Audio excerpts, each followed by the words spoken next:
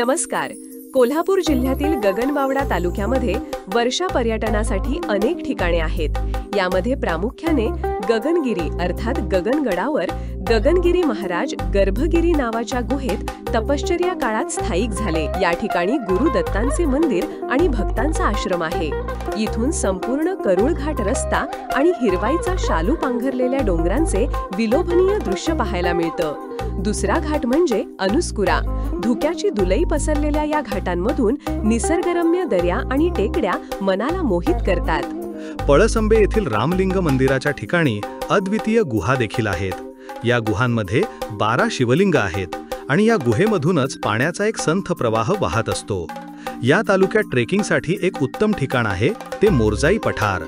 या ठिकाणी मोरजाई देवीचे मंदिर असून उंच पठारावर जैवविविधता पाहायला मिळते. पळसंबेपासून 25 किलोमीटर अंतरावर नापणे धबधबा जवळजवळ वर्षभर वाहतो. हा धबधबा सुंदर हिरव्यागार जंगलाने व्यापलेला आहे. पक्षी निरीक्षणासाठी एक चांगलं ठिकाण आणि निसर्गाचे आनंद देणारा वेसरफ डॅम देखील याच तालुक्यात वर्षा पर्यटनामध्ये आकर्षित करत असतो. 10वी नंतरच्या डिप्लोमा इंजिनिअरिंग करिअरसाठी सर्वोत्तम पर्याय doctor DY Patil polytechnic, Kasba Bawada, Kolhapur.